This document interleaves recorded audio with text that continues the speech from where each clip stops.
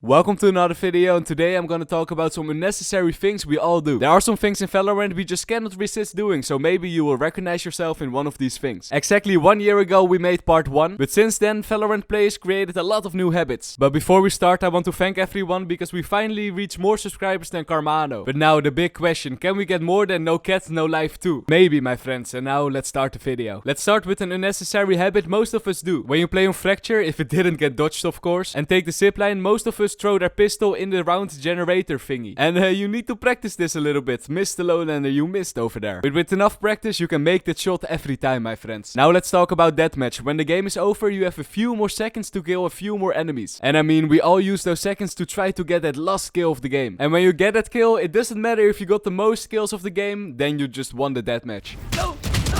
I got him, my friend. Okay, we won now. Do you ever shoot your gun a lot in the pre-round and after that sell and buy your gun again? If you do that, you're not the only one, my friend. However, this one might be not that unnecessary. Especially for the people who don't do their warm-ups, it's nice to shoot your gun for a bit to get the feeling of it. Aim for example on this window and try to flick to the left to take a shot and then go back, and do that a few times. A sneaky way to practice your flicks every game. This next thing hurts a little bit because I also did it, and that's buying multiple skins for the same gun. I mean, you could only use one skin per game, so why should you buy a reefer knife and a butterfly knife? It doesn't make sense. Something that Riot Games really should add is the ability to use different skins on the attacking side and the defending side. I mean, you can do that on other games like Counter-Strike, so why not Valorant? In that case, Riot Games makes more money because people will buy more skins and we can use our skins in the same game. And also, a quick moment of silence for people who have the Matte Black collection. For those with that collection, luckily you can pick up skins off the ground. Am I the only one, or do other people also try to jump on top of their teammates? It's completely useless, but I mean, it's cool to surf, I guess. And especially when your teammate is standing in a corner, you can chill on their head for a bit. Where are you looking at, Reyna? You enjoy the view? Anyway, now I'm gonna tell you a secret tactic that works on every map. Going C. Yes, spam that going C tactic, my friends. It's the best tactic in the game. Just don't use it on Haven, because then it's not that funny anymore. Now, a thing that's not only unnecessary, but it can also lose your rounds. Imagine you're in a 1v1 situation and suddenly you hear the enemy jumping somewhere. Your teammate might think you didn't hear it, so he calls it out. And to react, you are nodding your gun up and down. I've seen this so many times. Don't react by nodding your gun, my friends. Just ignore your teammate and keep your crosshair on where the enemy could be. In the video I made 1 year ago, I of course talked about this smiley we all made at least once. But something else a lot of us do with our knives is trying to knife as high as possible. Make those high knives, my friends. When it's the last round of the game and you still have some money left, of course you have to buy a lot of shorties and drop them. Just drop as many shorties as you can. It's the ultimate flex, for if the enemy is walking into your spawn, you can show off how much money you got. About this is also an unnecessary thing a lot of people do apparently. Testing if there's a limit in Valorant, like I also did a few weeks ago. And I'm not the only one, I've seen your screenshots and videos. Man oh man, some of us really don't have a life. This one is very funny though. I got a 1 hour ban in Unrated and comp, but that didn't stop me. Good job, Jetty, this is how you fill your time. The next thing is requesting a classic in the first round. We all gotta save those credits, right? Merci.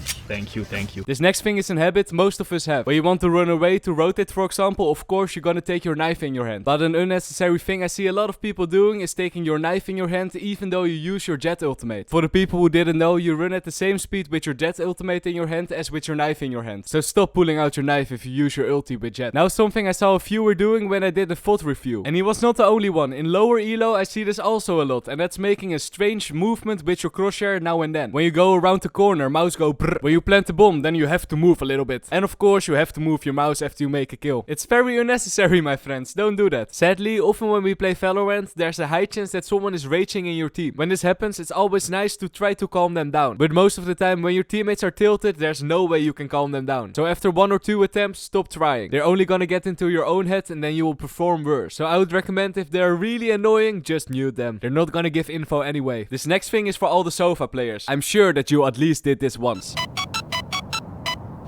Spamming right click with your bow in your hand. We all do that. It's just so satisfying. I mean, you must be crazy if you are not doing it. And the same thing for the sage wall. I mean, it's so tempting to just press the button.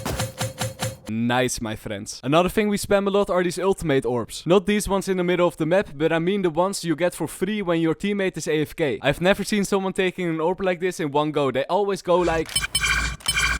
At least it's satisfying, I guess. And of course, if we're talking about spamming things in the pre-round, we have to talk about the Neon dash. I mean, every Neon player is doing this, you can't deny it. Sadly, nobody plays Neon anymore. Now let's talk about planting the spike on the default plant. Often the default plant spot is the safest spot you can plant. But if the site is already clear, it's so unnecessary if you plant the spike on that spot. You can way better plant the spike on a spot that is easier to defend. Here on split, for example, instead of planting the spike behind the box, plant the spike a little bit more to the left. But remember, only when you clear the site and maybe heaven is smoked or something. This next thing is all about the style points, my friends. For the normal players that want to rank up, this is very unnecessary, but for the YouTubers, this could be very useful. I'm talking about making trick shots. One enemy remaining.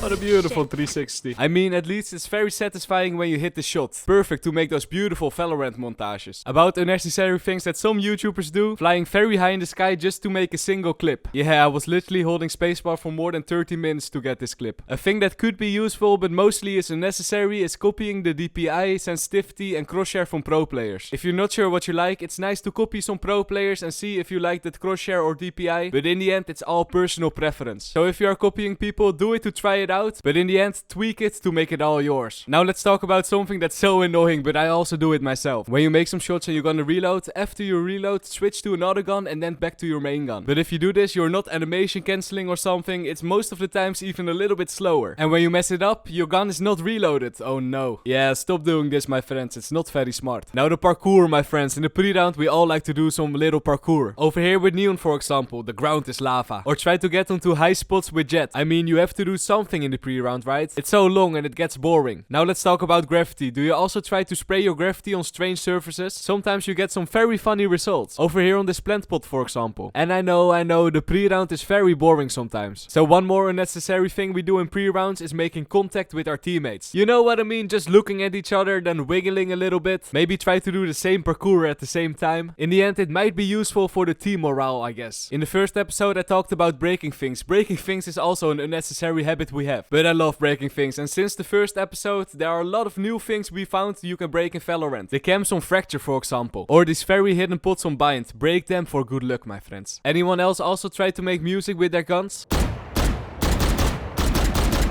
If you do, you're not the only one. It's also so much fun when you start making a song and your teammate finishes it for you. Or even better, if you do it in the middle of the round and enemy finishes it for you. This is not an unnecessary thing, but look what I found during the recording of this video. What's happening with my shop? Why is my frenzy on the right side and my armor on the left side? A very funny glitch. Now something that on one hand is very useful, but on the other hand is actually pretty unnecessary. I'm talking about trying to make new lineups. Just don't get me wrong, learning new lineups is very OP and it could be very useful in game. But trying to make new ones could be a little bit unnecessary because you have YouTube where you can find tons of lineups for every agent. But still, don't let it stop you, because making a kill with your own lineup feels so much better. And of course, if you make your own lineup, there's actually a higher chance that you will remember it. Because I mean, how often do you watch YouTube videos and you forget the lineup the next day? And the last and most unnecessary thing most of us do, don't take Valorant too serious, my friends. It's just a game and it's all about fun. Thank you so much for watching and I see you guys in the next one. Peace.